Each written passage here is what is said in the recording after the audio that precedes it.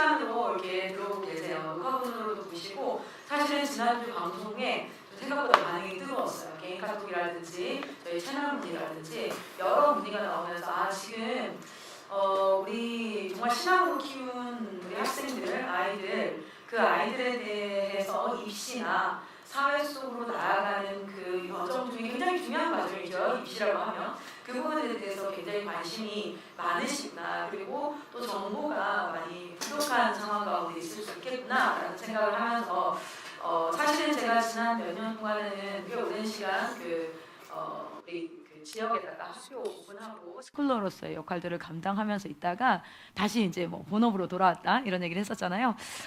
그런데 이제 하나님께서 저에게 기도 가운데 주셨던 사인이 지금 리뉴젠으로 성장하고 있는 이 아이들이 인투젠으로 가는 데 있어서 굉장히 중요한 관문이 입시지 않겠어요? 그래서 그런 부분들에 대해서 하나님 마음을 많이 주셨어요. 그래서 이제 기도하면서 이런 것들을 준비하게 됐는데 지난주에 좀 긴가민가 하는 마음들도 있었거든요. 그런데 이제 많은 분들이 이렇게 반응을 해주시고 또 기다렸다. 오랫동안 좀 궁금했던 것들이 있었다면서 개인 소통도 하고 실제 만남도 갖고 이렇게 하면서 개인적으로 컨설팅을 요청하시고 이런 것들을 보면서 내가 가지고 있는 이런 정보들이나 그리고 지금까지의 경험들이 누군가에게 또 어떤 방향을 제시하는 중요한 그런 역할을 할 수 있구나라는 것에 대해서도 굉장히 감사한 시간이었습니다. 자, 오늘은 해외고 전형 여기 보이시다시피 2025학년도입니다. 이게 지금 과거의 자료들을 몇 개를 모아가지고 온 게 아니고요. 우리가 이제 수능 타임라인이라는 게 있어요. 지금 저는 여러분과 무슨 이야기를 하고 있냐면 한동안 국내 입시 이야기를 조금 이어가려고 합니다. 근데 이제 사실 저희 팀에서는 해외 입시도 굉장히 중요하게 다루고 있죠. 그래서 이제 이 해외 입시도 곧 다루게 될 겁니다. 그리고 특별히 아마 이제 조만간 멋진 소식과 특종 같은 소식으로 여러분한테 한번 찾아뵙게 될 것 같은데요. 우리 다음 세대가 이 시대 가운데 전문인 영역 선교사로서 할 수 있는 여러 루트들을 지금 개발하고 바쁘게 제가 지금 각 대학들과 막 외국에 있는 대학들까지도 막 계속해서 이메일로 이제 교신하면서 이렇게 이제 하면서 이메일을 왔다 갔다 하면서 여러 전형들을 좀 확인하고 있어요. 그래서 좀 기쁜 소식들이 몇 가지가 있어가지고 차근차근 여러분과 풀어 놓는데요. 오늘은 해외고 전형 이야기를 좀 할 겁니다. 그런데 어떤 부분이냐면요. 저희는 해외 입시에 대해서 이미 루트가 어느 정도는 좀 완성이 되어져 있는 상태인데 그런데 실제 우리 WCS 유학생이죠. 유학생 신분으로 해외 입시가 아니라 국내 입시로 와야 되는 친구들이 상황상 좀 많이 발생을 하게 되었어요. 그래서 이 친구들의 입시는 어떻게 해야 될까라는 부분에 대해서 오늘은 간단하게 한번 이야기를 나눌 거고요. 자, 그럼 한번 시작을 해보도록 하겠습니다. 제가 아까 방금 말씀드렸다시피 저희 팀에서는요 해외 입시 과정이 준비되어져 있습니다. 자, 그리고 국내 입시 과정이 준비되어져 있는데 오늘은요 해외고인 WCS 학생들인데 사실은 해외 입시를 가면은 가장 좋은 방향이겠죠. 왜냐하면 이 친구들은 인터내셔널 스튜던트예요. 그러니까 이제 IS 과정이라고 하죠. 국제학교 학생들이기 때문에 해외 입시를 갈 때 훨씬 더 유리하고요. 또 넓은 그 세상을 볼 수 있는 장점이 있는데 또 여러 가지 상황상 국내 입시를 가는 친구들이 있습니다. 자, 그러면 국내 입시는 수능을 해야 되나요? 면접을 봐야 되나요? 그럼 수시를 써야 되나요? 정시를 해야 되나요? 여러 가지 질문들이 있을 것 같아요. 자, 오늘은 2025학년도 해외고 졸업 예정자들이 이제 내년에 3월 달에 대학 입학을 하는 그 과정을 어떻게 준비해야 될까라는 부분에 대해서 간단히 좀 말씀을 드리도록 하겠습니다. 자, 그러면 우리가 입시에 대해서 간단하게만 좀 얘기를 해보자면 여러분 아무리 해외고라 할지라도 국내 입시를 할 경우에는요 어떻게 해야 됩니까? 국내 입시에서 우리가 수시 접수 기간과 정시 접수 기간에 맞춰서 대학의 원서를 작성해야 됩니다. 외국과 달리 우리나라는 통제되어져 있어요. 통일되어져 있다고 보시면 됩니다. 그래서 수시는 총 6개의 원서만 쓸 수 있습니다. 물론 전문대는 숫자와 상관없이 다 쓸 수 있습니다. 그런데 여기서 말하는 6개는요 4년제 대학에 한해서 뭐합니까? 총 6개를 쓸 수 있고요. 기간도 동일하게 정해져 있습니다. 자, 정시 같은 경우에는요 3개의 원서를 쓸 수 있고요. 여기는 특이하게 가군, 나군, 다군 이렇게 군이 형성되어져 있는데 나군에 속해져 있는 대학이 있고요. 또 나군 가군에, 나군에, 다군에 속해져 있는 대학이 있어서 정시를 쓸 때는 또 나름의 학과라든지 대학을 볼 수 있어야겠죠. 그런데 정시는 수능을 기반으로 가는 과정이기 때문에 해외고 학생 같은 경우에는 무엇을 기반으로 가야 됩니까? 수시를 기반으로 가야 된다라고 보시면 되겠어요. 자, 그래서 해외고 입시 예정자들 어떻게 가는지 한번 보도록 하겠습니다. 일반적으로 지금 제가 기록해 놓은 퍼센테이지를 보시면 여기는 수시에 해당하는 겁니다. 수시는 사실은 전체 약 60%, 그러니까 그 해에 대학을 입시하는 모든 학생들의 60% 정도가 수시로 간다고 하는데, 사실상 지난 정부 때 있었던 여러 가지 사태들이라든지 원래는 저희 나라 방향성 자체가 수시를 강화하고 시험을 좀 약화하는, 그러니까 수능 시험을 약화하는 형태로 가려고 했었어요. 그런데 이것이 좀 편파적이거나 어떤 사람의 개입이 될 수 있는 그런 상황들이 발생하면서 정시가 오히려 좀 더 강화되면서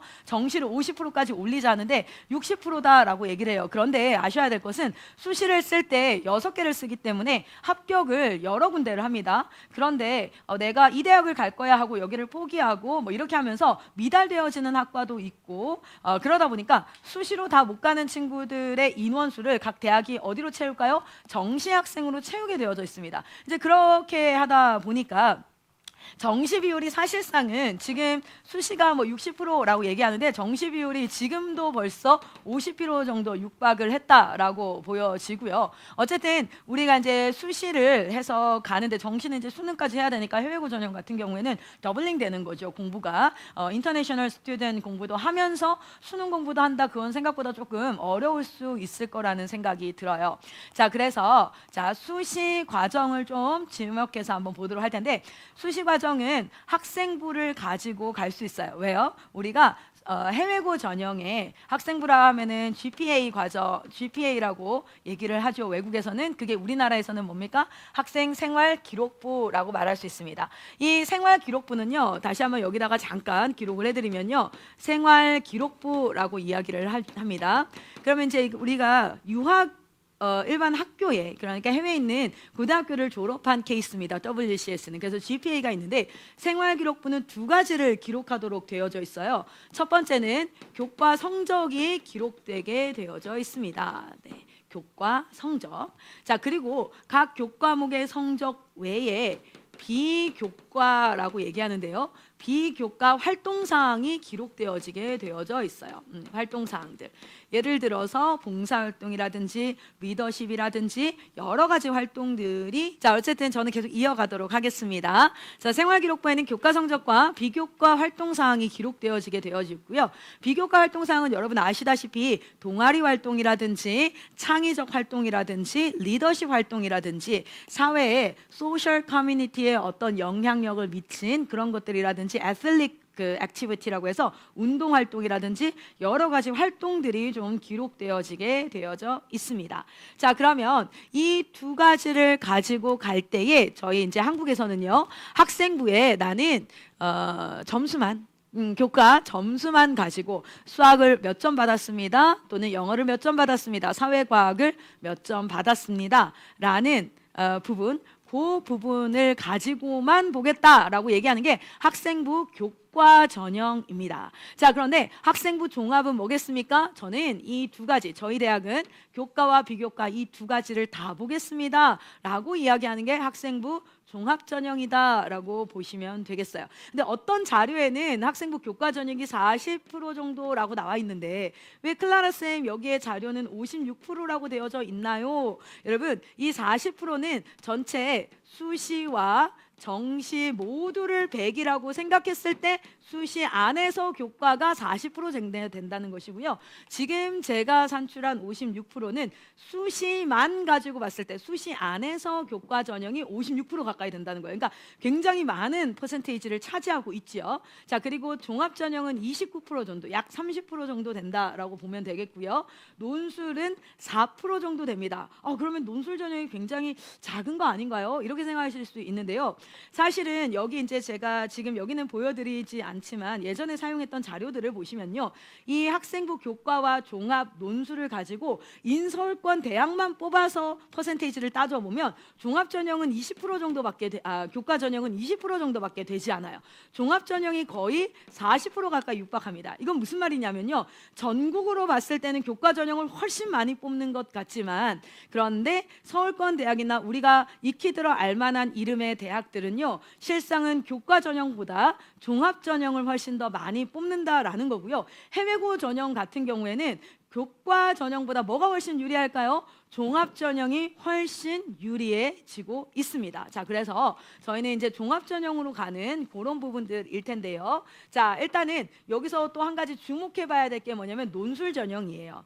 실제 논술 전형 같은 경우에는 4%밖에 되지 않는 것 같지만 인서울권 대학에서는 굉장히 많은 퍼센테이지를 논술로 뽑고 있습니다. 자, 그리고 특별히 우리가 이제 크리에이티브 액티비티를 많이 한 이 해외고 전형이라든지 또 리뉴젠 같은 경우에는 실질적으로 말하기, 쓰기, 사회활동, 소셜 네트워크 활동들을 많이 한 친구들은 실제 어느 정도 좀 학습을 쌓고 나면 이 글쓰기에 굉장히 창의적인 면모를 보여줄 수 있어요. 그래서 저는 앞으로 우리 리뉴젠 팀들, 그리고 이제 그 대안학교 전형이라든지 검정고시 그리고 해외고 전형일 경우에는 학생부 종합 전형과 논술 전형을 좀 노려보는 것도 나쁘지 않겠다. 왜냐하면 실제 저희가 지금 초등학생들이 꽤 많은, 저희 전국 리뉴젠의 몇 퍼센트냐면 한 60% 이상이 초등학생이에요. 그러니까 이렇게 차근차근 교육받아 온 친구들이 중학교 2학년 정도 됐을 때, 3학년 정도 됐을 때 논술을 같이 병행해서 준비를 한다면 너무 조급하지 않고 입시를 준비하면서 진행을 할 수 있는 상황이에요. 네, 그래서 이런 부분을 좀 보면서 같이 진행을 해가 보도록 하겠습니다. 자, 그럼 많이들 물어요.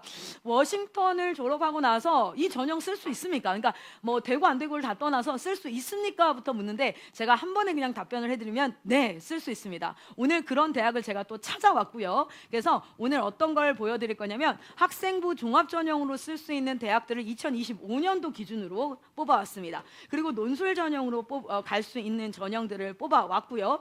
그리고 저희가 매주 지금 이렇게 입시 관련해서 리뉴젠들을 어떻게 하면 전문인 선교사로 양성을 해서 각 영역의 전문가로 파송할 수 있을까, 이 재원들을 파송할 수 있을까, 이 부분의 프로젝트가 시작됐기 때문에 저는 리뉴젠의 백본으로서 이것들에 대한 정보들을 계속 여러분과 나누고, 또 한편에서는 본부에서 여기에 대한 샘플을 만드는 그런 작업을 좀 같이 해가 보도록 하겠습니다. 자, 그러면 본격적으로 한번 가보도록 할게요. 올해 기준입니다. 학생부 교과 전형, 종합 전형, 논술 전형, 물론 특기자 전형이 있습니다. 특기자 전형에서 우리가 볼 수 있는 꽤 괜찮게 노려볼 수 있는 전형이 뭡니까? 어학 특기자 전형이 있어요. 자, 그래서 여기까지 여러분이랑 같이 한번 봐보도록 하겠습니다.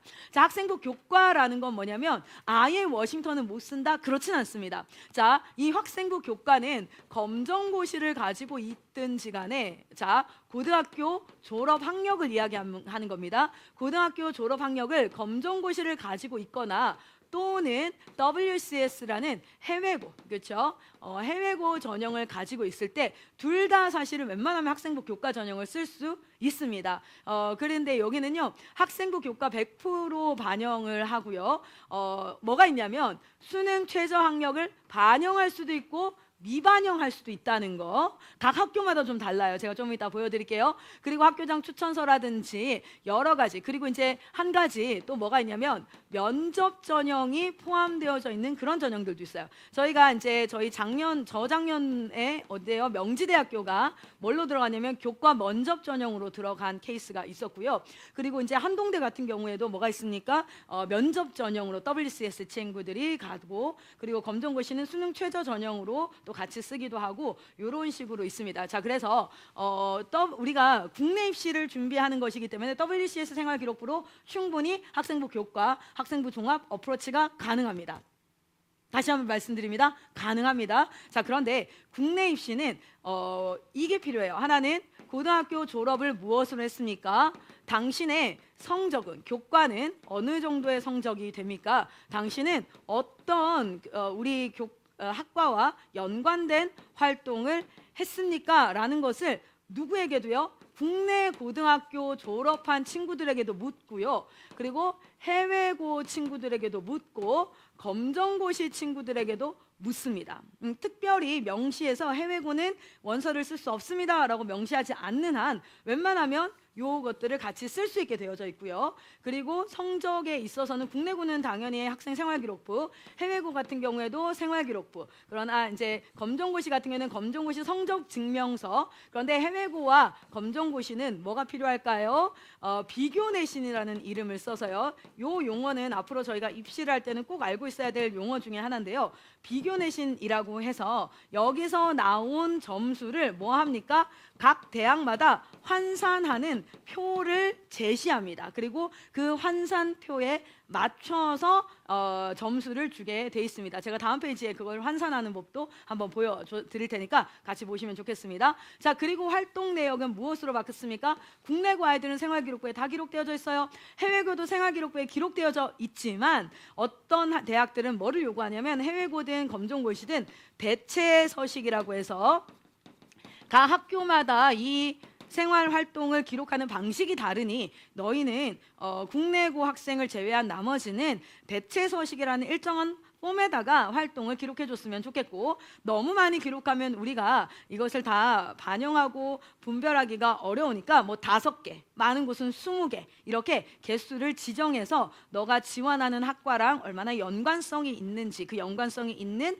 활동들을 기록해 줬으면 좋겠어 라고 합니다. 자, 학생부 교과 이렇게 쓰고요. 근데 학생부 종합 같은 경우에도 뭡니까? 서류평가, 면접, 수능 최저는 반영할 수도 있고 반영하지 않을 수도 있습니다. 요즘에는 자기소개서가 거의 빠지는 상태고요. 학생부 대체 서식이나 생활기록부가 들어가도록 되어져 있고요. 논술은 당연히 서류와 더불어서 뭐가요? 그 학교가 뭐하는 제시하는 논술 시험이 있습니다.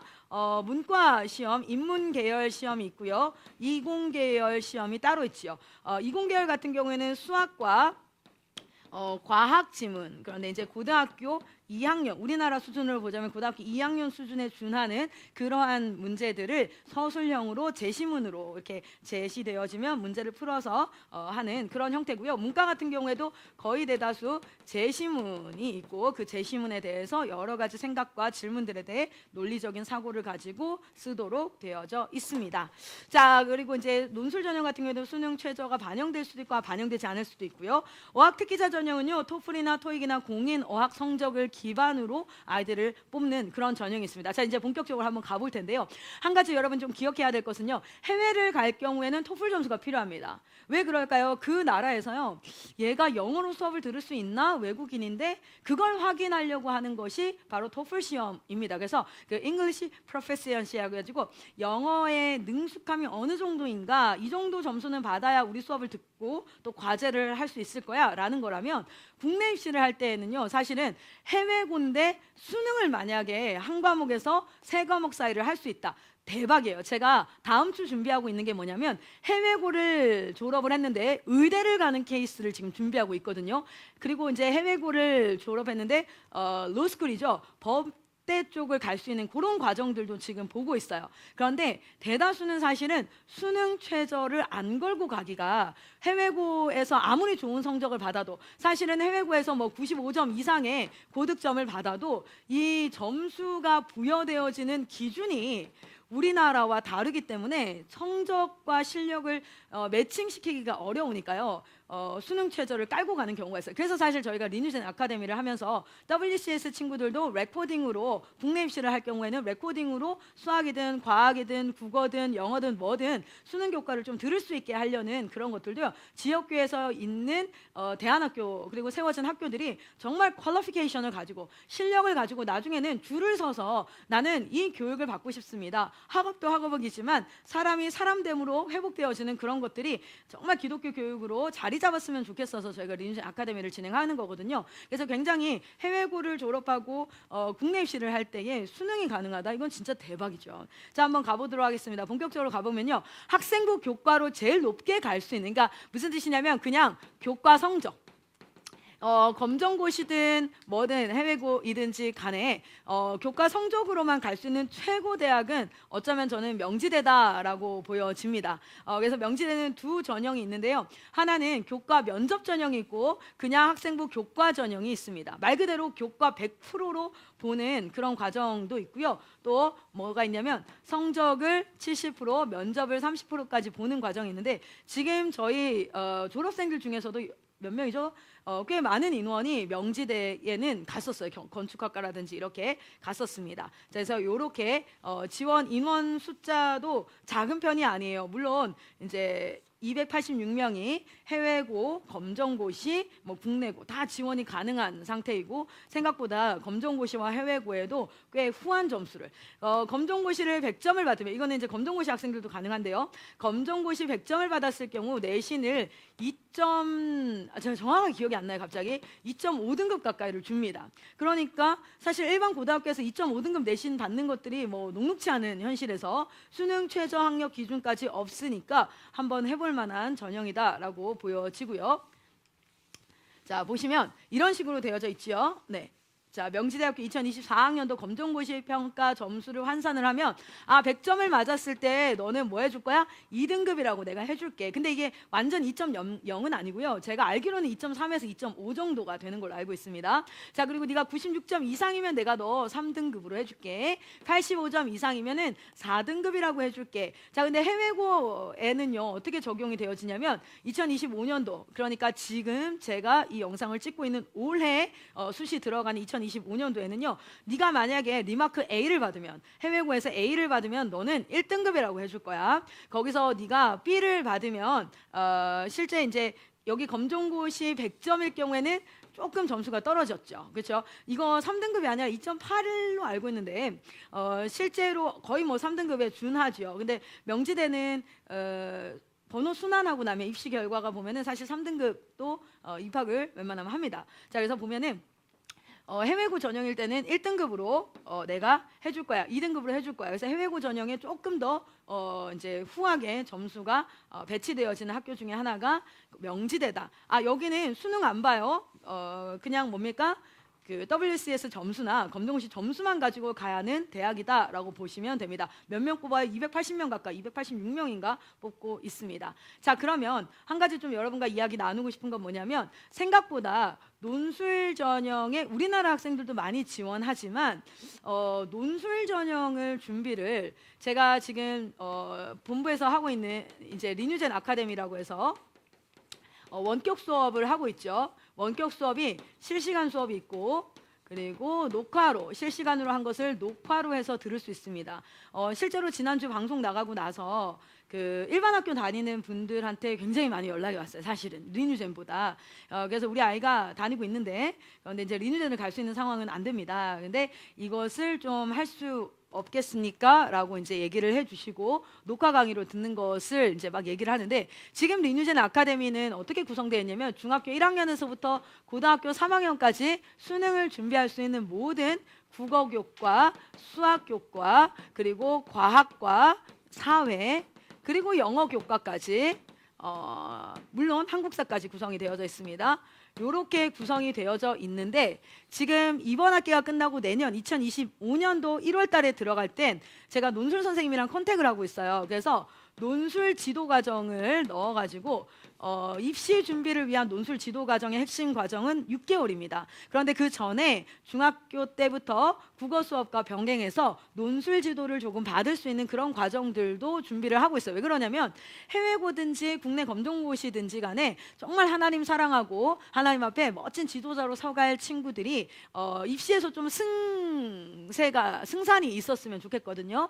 그래서 지금 논술 과정도 한번 준비하고 있는데 이건 미리 한번 보시면 좋겠어요. 그리고 지금 현재 중학교 2학년, 3학년 같은 경우에는 2028년도 입시가 되어지면 또 한번 크게 변화가 있지 않습니까? 그래도 논술 전형 같은 경우에는 크게 변화가 없는 상황이기 때문에 이 부분 좀 같이 보면 좋겠는데 특별히 이번에는 생각해 볼 만한 게 고려대학교 같은 경우는 원래 논술 전형이 없었어요. 그런데 올해부터 시작을 했습니다. 왜냐하면 인재를 양성하는데 학점이 좋고 생활기록부가 좋은데 생각보다 그냥 정말 점수로 맞춰온 아이들이 많은 거예요. 근데 논술 전형 같은 경우에는 자기의 생각을 글로 표현하고 논리적 사고 구조를 가지고 이렇게 하는 그런 과정이다 보니까 조금 수능 점수가 낮거나 생활기록부가 좋지 않아도 훨씬 더 실력 있는 인재를 뽑을 수 있는 루트다라고 보여지는 영역들이 있죠. 그래서 고려대 같은 경우에 작년에 한 명도 뽑지, 지금까지 논술 안 했는데 올해부터 뭐 하냐면 344명이 뽑아요. 그래서 올해 변수 중에 하나가 뭐였냐면 의대 정원이었고, 의대 정원 확충이었고요. 많이 뽑죠. 그리고 고려대학교 논술 전형도 굉장히 핫 이슈로 올라와 있습니다. 아무래도 처음 진행하는 거다 보니까 수능 최저 기준이 굉장히 높아요. 고려대 같은 경우에는 보시면 이렇게 나와요. 국어, 수학, 영어, 탐구는 한 과목인데요. 이 네 개 영역 합이 8 이내일 경우, 그러니까 2등급 정도가 돼야 된다라고 보여져요. 인문 자연 계열은. 그런데 경영 같은 경우 한번 보십시오. 네 등급 합이 5예요. 그럼 뭐예요? 거의 뭐 1.2등급 정도, 1.3등급 정도 돼야 된다라는 뜻일 거거든요. 그래서 꽤 높은 편이지만 실제로 많은 친구들이 여기에 지원을 예상을 하고 있습니다. 근데 저는 리뉴젠 친구들이 이런 글쓰기를 오히려 타겟팅을 해서 여기는요. 성적 아무것도 안 봐요. 그냥 논술 100%입니다. 논술 100% 플러스 수능 최저가 되는 거예요. 그래서 실제로 일반 학교를 다니면서 지금 경기권 같은 경우에는 드롭아웃, 그러니까 중퇴하는, 자퇴한다고 하죠. 자퇴하는 학생들의 숫자가 지금 30%를 넘었습니다. 왜냐하면 입시에서 수시가 막 강세다라는 것도 약화되어지고 있고요. 실제 학교 생활 자체가 건강한 인간 관계를 형성하는 그런 것들보다 오히려 범죄 노출도라든지 여러 가지 위험성이 더 많다라고 판단되어지고 있으면서 이런 전형으로 자퇴하고 검정고시라든지 이런 것들을 통해서 들어오는 친구들도 꽤 많아진 편이에요. 자, 한번 보시면요. 논술 전형 같은 경우에는요. 우리가 해외고를 하면서도 준비를 하기가 생각보다는, 수능보다는 사실상 국어, 한국말이라서 수능 볼만할 것 같지만 실제 국어는 포기하는 사람이 많지가 않습니다. 뭐에 비해서? 수학에 비해서. 여러분 수학은요 진짜 웬만하면 포기해요. 그래서 중간이 없습니다. 잘하거나 아예 못하거나. 그래서 생각보다 3, 4등급 받기가 쉬워요. 중간이 없거든요. 근데 국어는요 사실 등급이 제일 안 오르는 과목이 뭐냐라고 저한테 만약에 물으시면 저는 제가 가르쳐 봤을 때 국어더라고요. 그래서 뭐 반대로 국어 점수가 높으면 훨씬 좋기도 하지만 어쨌든 이런 부분을 봤을 때 수능으로 승산을 보긴 좀 어렵겠다라고 한다면 논술을 좀 준비해서 가는 것도 하나의 방법이 아닐까라는 생각을 하는데요. 인서울권 꽤 많은 대학들이 지금 논술을 적지 않은 인원수로 뽑고 있습니다. 그리고 논술 인원수가 주는 곳도 있지만 또 느는 곳들도 꽤 보이지요. 그래서 논술 100%로 들어가는 곳들 한번 확인을 해보셔도 좋겠고요. 연세대 같은 경우, 동덕여대 같은 경우, 경희대 같은 경우. 그래서 실제 성적 안 보겠다. 글쓰기 능력과 그들의 사고와 그들이 만들어내는 어떤 제시문에 대한 자신만의 독특한 창의적인 대답, 그런 것들을 통해서 미래 인재를 양성하겠다. 이런 팀들도 있고요. 그래도 학생부를 기본적으로 평가 기준으로 넣겠다 하는 팀들이 있고요. 그런데 대다수 뭐가 걸려 있냐면 수능 최저가 걸려 있습니다. 자, 그래서 수능 최저 같은 경우에는 대체적으로 2합이 많고요. 2합 뭐 5 정도 됩니다. 또는 6 정도 되겠죠. 두 과목 합이 5등급에서 6등급이다. 그러면 이제 WCS 학생들 같은 경우에는요. 영어 수능이 1등급 나오는 것들을 좀 준비하고 나머지가 4등급에서 5등급만 나와도 논술 전형에서 뭐 할 수 있다는 거예요? 수능 최저를 맞출 수 있다라는 거예요. 그래서 우리 WCS로 열심히 영어 공부를 하면서 토플 공부도 병행을 하고 있지요. 그 공부 안에서 수능 영어를 약 한 8개월만 좀 꾸준히 준비를 해준다면 마지막 입시를 할 때 충분히 승산이 있는 점수예요. 왜요? 절대평가거든요. 이게 상대평가가 아니에요. 국어, 수학, 사회, 탐구, 그러니까 과학, 이거 다 상대평가입니다. 그런데 영어와 한국사는 뭡니까? 절대평가거든요. 그래서 영어 교과를 하나를 끼고 수능 최저를 준비를 한다면 이 나머지 과목은 수학이나 국어나 그렇게 헤비한 과목 말고 사탐이라든지 과탐이라든지 이런 것들을 준비해서, 그래서 제가 지금 저는 자랑은 아닌데 국어도 수학도 영어도 다 수능 교과를 가르칠 수 있거든요. 근데 제가 지금 아침에 이제 새벽반으로 영어로 이게 온라인으로 수업을 하고 있습니다. 전국에 지금 막 각 지역에 있는 친구들도 수업에 들어오고 있는데요. 영어랑 과탐을 제가 수업을 하고 있어요. 과탐은 이공계열 가는 친구들한테 굉장히 중요한 과정이라서 제가 과탐을 하는 것도 있고요. 실제 수학과 국어교과 아니라 과학탐구를 통해서 수능 최저 등급을 좀 내는 것을 했을 때 훨씬 더 라이트하게, 너무 헤비하게 공부하지 않으면서도 이공계열을 갈 때 꼭 필요한 게 뭐겠습니까? 과학이에요. 예, 과학 중요합니다. 그래서 이제 그런 부분들을 같이 백업하는 형태로 또 갈 수 있겠다 싶습니다. 자. 그래서 지금 바로 당장 논술을 시작하는 건 부담이 될 거예요. 그러나 이제 지금 우리 아이가 중학교 3학년 정도 됩니다. 고등학교 1학년까지도요, 논술 전형 준비하는 거 생각보다 너무 부담스럽지 않아요. 오히려 부담스러운 건 수능 최저를 헤비한 과목을 가지고 하는 것들은 못해도 3년 정도, 2년 정도는 준비해야 됩니다라고 제가 얘기해요. 왜냐면 진도 양이 있기 때문에. 근데 논술 같은 경우는 한 1년 정도도 실제로는 한 6개월 이렇게 바짝 내가 타겟으로 하는 그 대학교에 지금까지 나왔던 논술 점수를 가지고 하는 경우도 있습니다. 자, 한번 조금 더 보도록 할게요.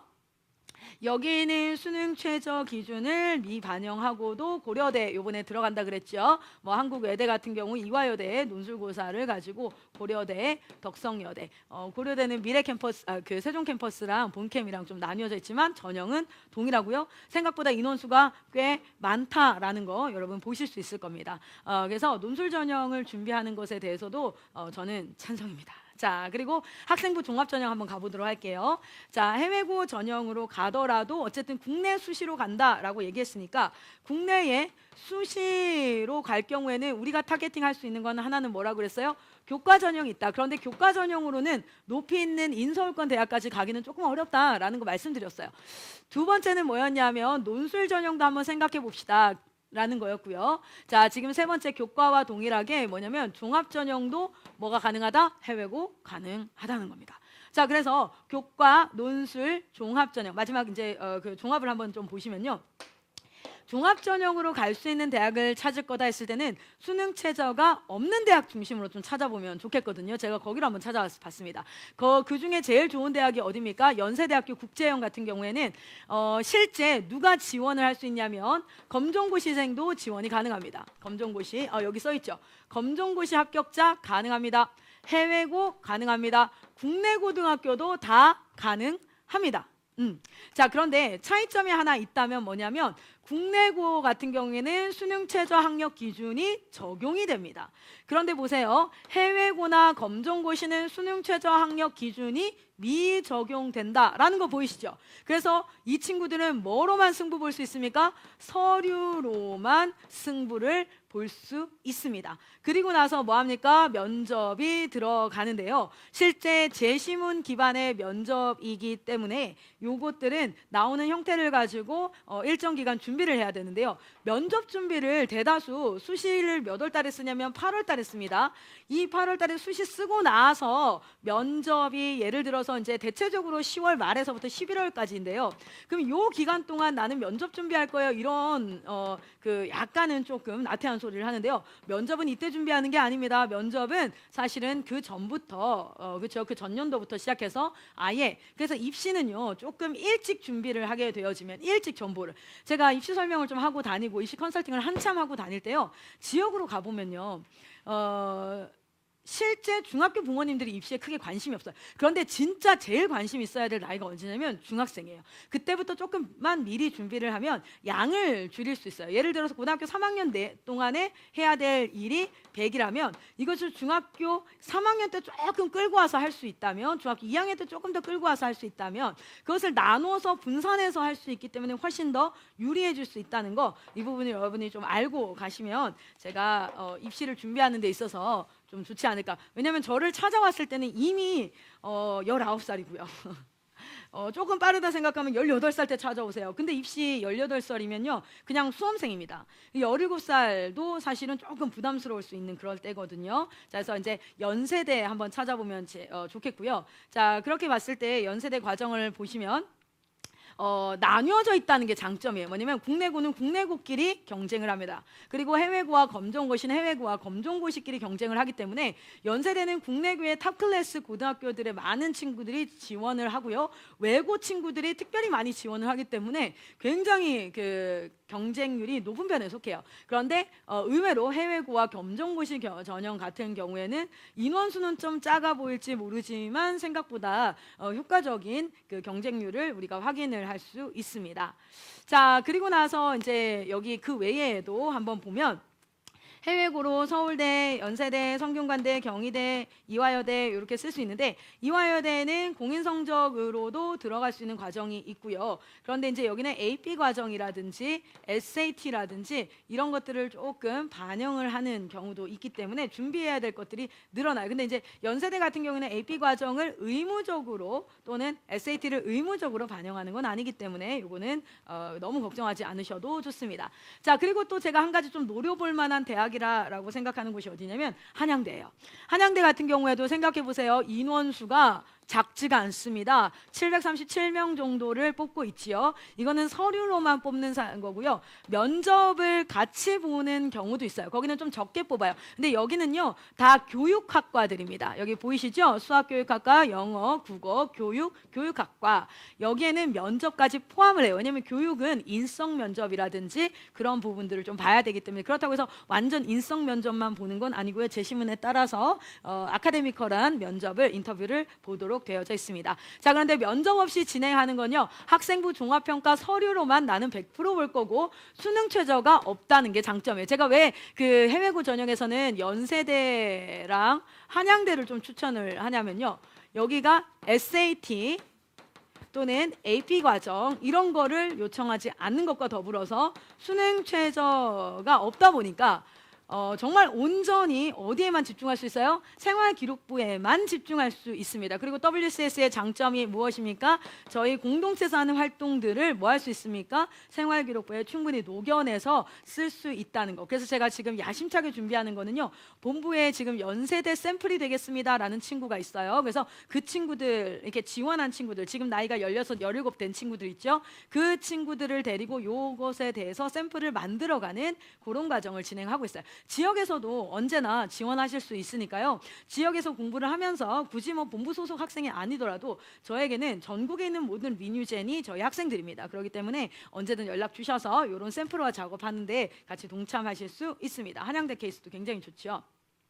자, 그리고 이제 한번 제가 묶어봤어요. 수능 최저를 적용하지 않는데 해외고를 받는 곳입니다. 생각보다 굉장히 많죠. 서울대, 카이스트, 그리고 이제 뭐 여기부터 시작해서 연세대, 성균관대, 서강대, 한양대, 중앙대, 경희대, 중앙대도 케이스가 나쁘지 않습니다. 네, 중앙대도 한번 언제 제가 한번 말씀을 드리도록 할게요. 경희대, 한국외대, 서울시립 이렇게 있죠. 여기에는 수능 최저를 반영하지 않고 대다수는 뭡니까? 서류로 평가를 하면서 2차 때 면접이 좀 들어가는 그런 과정이다라고 보시면 되고, 아까 말씀드렸다시피 면접은 고3 때 준비하는 것이 아니라 그 전년도부터 준비를 해야 된다는 겁니다.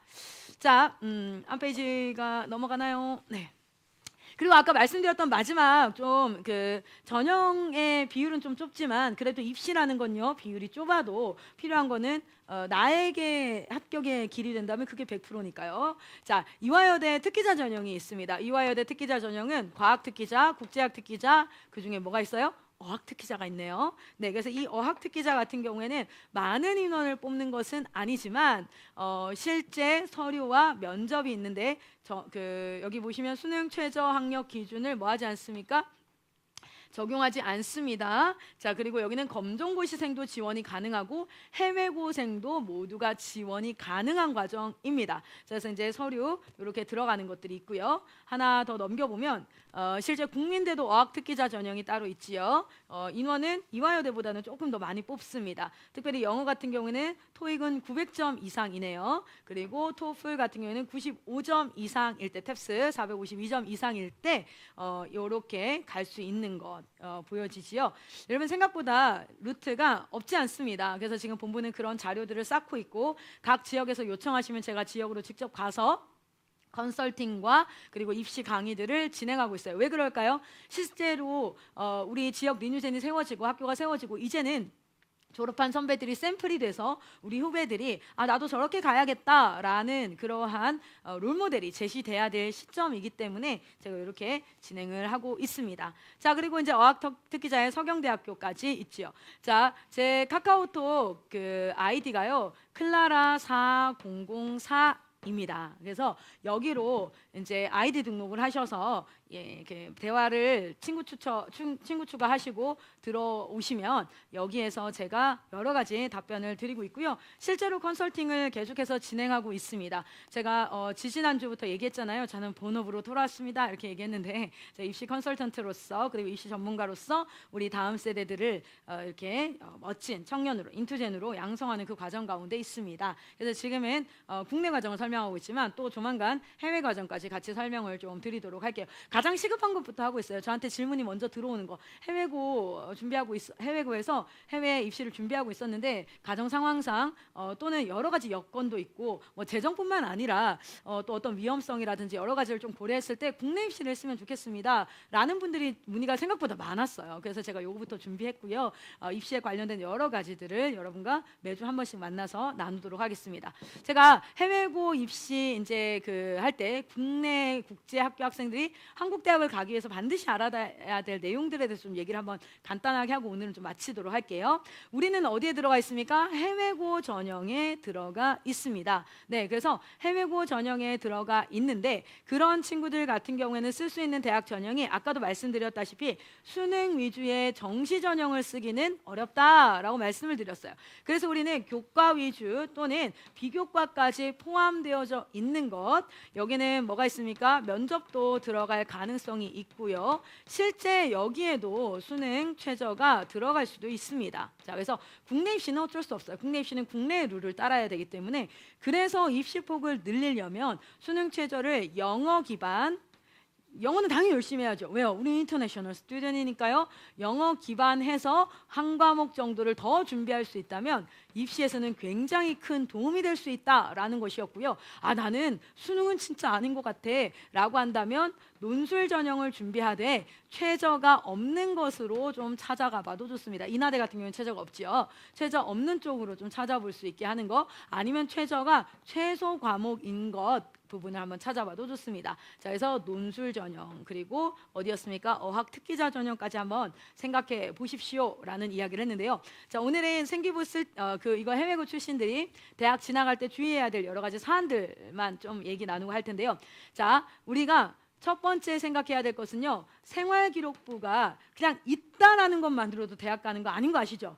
여러분, 고등학교를 졸업했다라는 것을 해주는 거지, 이 졸업장을 가지고 있다 할지라도 생활기록부에 1등급인 사람이 있고요, 그리고 6등급인 사람이 있어요.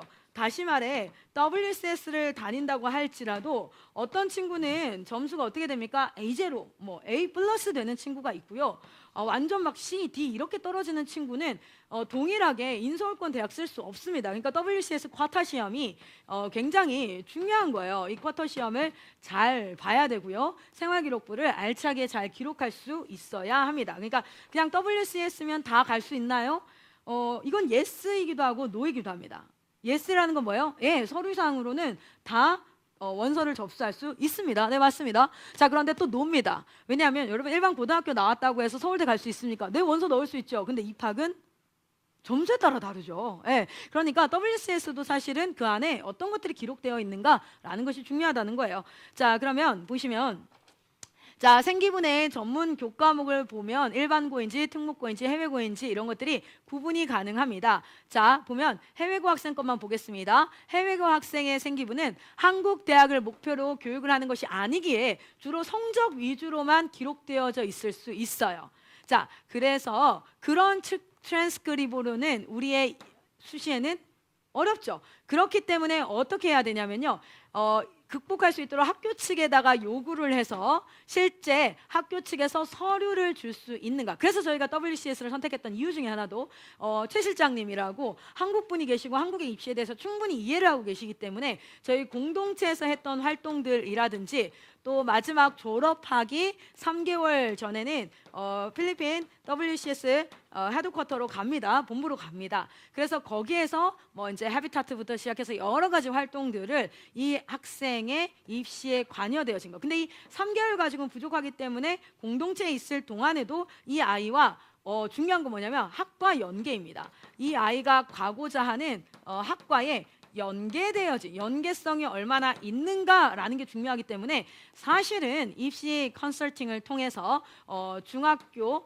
3학년 정도가 가장 적정하지 않을까 싶은데요. 중학교 3학년 정도 때는요, 진로 메이저 학과를 어느 정도는 좀 선정을 해서 거기에 맞춤 형태로 생활기록부가 기록되어져 있을 수 있게 학과 연계 그 활동을 할 수 있게 공동체가 충분히 조절할 수 있어요. 저희는 그것이 열려 있는 상태니까요. 그래서 제가 이제 이런 부분을 좀 말씀드립니다. 첫 번째는요, 생활기록부만 가지고 들어가는 게 아니다. 생활기록부 안에 내용이 중요하다라는 거 당연한 말이죠. 자, 그리고 두 번째 생각할 수 있는 건요, 실제 해외고도 쓸 수 있고요. 검정고시생도 받습니다. 그리고 국내 고등학교 졸업생도 다 받습니다 하면요, 우리가 경쟁해야 될 대상이 굉장히 많아지는데 해외고와 검정고시 또는 해외고만 받습니다 하는 대학들을 쓰는 것도 전략적인 거라고 볼 수 있어요. 그 중에 하나가 어디냐면 연세대와 카이스트인데 둘 다 너무 높은 대학이에요. 그러니까 얘네들 같은 경우는 생활기록부에서 거의 98점, 지금 WCS는 100분율 점수제로 100점제로 운영이 되기 때문에요, 98점 이상을 내가 생활기록부로 받아야 된다. 최소 언제부터? 고등학교 1학년에서부터 3학년 1학기까지는 어떻게 해야 된다? 98점 이상을 받아야 된다라는 겁니다. 진짜 열심히 해야 된다는 거예요. 그래서 생활기록부 가지고만 승부를 볼 거냐, 수능 최저랑 논술이랑 이런 것들을 좀 라이트하게 분배를 해가지고 WCS 점수가 좀 낮더라도 한번 같이 평가를 받아볼 거냐, 이런 것들은 컨설팅을 통해서 그리고 아이의 성향에 따라서 같이 한번 또 지망하는 학과에 따라서 이야기를 해보면 좋겠습니다. 자, 그리고 세 번째 생각해야 되는 건 수능 최저가 있냐 없냐. 그러니까 없는 곳을 지원하는 게 해외고 학생들한테는 훨씬 유리하겠죠. 자, 그렇게 봤을 때 없는 곳은 어디에 있냐면 국내고, 해외고, 검정고시가 모두 다 지원이 가능합니다. 그런데 수능 최저가 없는 곳이 어디냐면 고려대, 서강대, 성균관대, 중앙대, 경희대, 한국외대,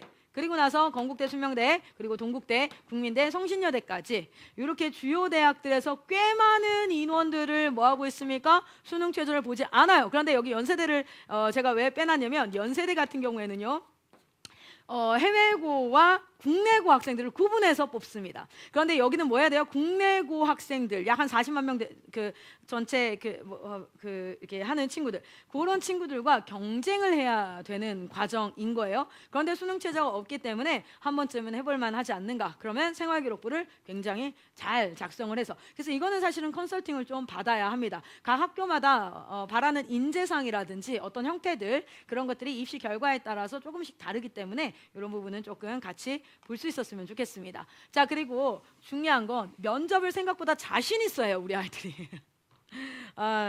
작년에도 한동대 1차 서류들 다 붙었습니다. 면접 떨어졌어요. 여러분, 면접하면요, 넌 이 학과에 왜 지원했니? 뭐 이런 걸 물을 줄 아나 봐요. 그렇지 않습니다. 대다수 아카데미컬한 나얼리지를 체크하는 거예요. 그래서 이제 제시문이 제시되어지고요. 그 제시문에 거의 뭐 우리나라 국어 언어 영역을 보면 거기에 대한 질문들 있죠. 그런 질문들에 준하는 그런 형태들의 이제 전문 내용들, 아카데미컬한 내용들이 기록되어져 있어요. 자, 그래서 면접이 두 가지 정도로 볼 수 있는데요. 실제 학종 학생부 종합전형이죠. 특기자 전형 같은 경우에는 면접이 굉장히 큰 당락을 결정해요. 왜냐하면 서류는 만들자 치면 잘 만들 수 있으니까. 그럼 이제 면접이라는 건 사람이 직접 뭐 하겠다는 게 distinguish, 한번 분별을 해보겠다는 거예요. 얘가 얼마나 괜찮은 아이인가, 인재인가, 그런 것들을 한번 보겠다는 거예요. 그래서 두 가지인데, 하나는 뭐냐면 서류에 기록된 것들을 질문합니다. 작년 한동대에서 뭘 질문했냐면, 너는 필리핀 학교 출신이구나. 필리핀에서 네가 경험했던 필리핀만의 특별한 문화가 뭐가 있니? 라는 그런 질문을 서류를 확인하는 형태의 질문들을 했어요. 그래서 실제 지금 면접을 준비할 때는요, 두 가지를 준비해야 되는데, 하나는요, 본인이 쓴 생활 기록부 그리고 활동 대체 서식을 얼마나 재밌게 맛깔나게 그리고 굉장히 액티브하게 잘 설명할 수 있는가. 왜냐하면 첫 번째는 사실 여부를 체크하는 거고요. 얘가 쓴 게 맞아 이렇게 사실 여부 체크하는 거고요.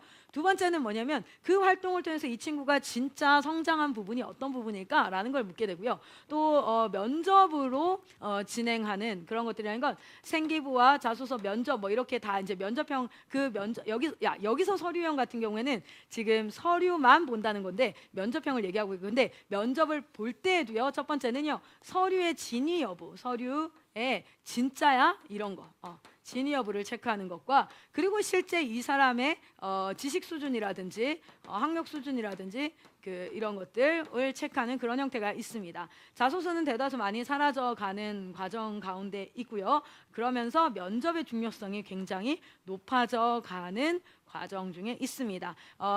인성 면접이라고 얘기하는데요. 사실은 제시문 면접으로 아카데미컬 나울리지를 체크하는 경우들이 더 많죠. 그래서 요렇게까지 준비를 할 수 있도록 해보면 국내 입시도 완전히 승산이 없는 게 아니기 때문에 한번 해볼 만하다. 그래서 리뉴에서 이런 케이스가 좀 나와서 저희가 코로나 이후에 학교 공동체들이 각 공동체들 미니스트리들이 이제 막 2년, 3년, 4년 차, 5년 차가 돼가면서 서서히 저희가 꿈꿨던 그 인재상에 청년들이 자라나고 해야 되는 그런 시기입니다. 그래서 이런 부분들 같이 준비를 해봤으면 좋겠다라는 생각을 해봅니다. 자, 그래서 일반적으로 면접이란 1차 합격한 학생들을 대상으로 하는 거예요. 그래서 1차 발표가 난 후에 연습하는 것으로 생각할 수 있는데 그렇지 않습니다. 반드시 면접은 먼저 좀 준비할 수 있도록 하는 그런 형태로 가야 됩니다. 자, 기본적으로 면접은요, 약 4개월 정도 준비를 한다라고 입시풀에서는 이야기를 해요. 그런데 4개월 가지고는 조금 부족한 게, 예를 들어서 면접이 11월 달입니다. 그러면 내가 4개월 전인 10, 9, 8, 7 내가 7월 달 정도부터 준비하면 되겠나? 근데 생각을 해보세요. 8월 달, 7, 8월 달은 뭡니까? 9월 달에 수시 서류가 들어갈 거거든요. 그러면 수시 서류 준비하는데 이거 다 써야 돼요. 그러니까 면접 준비는 대체적으로 뭐예요? 2월 달에서 3월 달부터 늦어도 2월 달에서 3월 달부터는 시작이 돼서 가야 된다는 거. 그럼 무슨 뜻입니까? 내가 쓸 대학은 이미 다 정해져 있어야 된다. 컨설팅은 언제 시작한다? 중학교 3학년, 고등학교 1학년 정도에서 시작한다. 그러나 뭐 18살, 뭐 19살 늦지 않았다고 얘기하면서 제가 받고 있습니다. 그리고 열심히 컨설팅을 진행하고 있고요. 이렇게 이제 정도를 가는 케이스도 있지만 내일이나 또 다음 주에 같이 이야기할 여러 가지 좀 시간을 세이브하면서 할 수 있는 멋진 루트들이 좀 마련이 되어져 있습니다. 제가 지난주부터 해서 이제 계속 매주 한 번씩은 여러분과 함께 이렇게 온라인 실시간 방송으로 좀 소통을 하면서 정보를 나누고 지식을 나누는 걸 하려고 합니다. 제가 아침에 새벽에도 수능 영어 수업을 해요. 아침에 6시 20분부터인가요? 밥도 먹기 전에 아이들과 진짜 세수다난 모습으로 양치만 치카폭하고 나와서 수능을 하는데, 지금 아마 이번 주나 다음 주에 나올 것 같은데요. 지금 공부하는 친구들 중에 벌써 1등급이 나오기 시작했어요.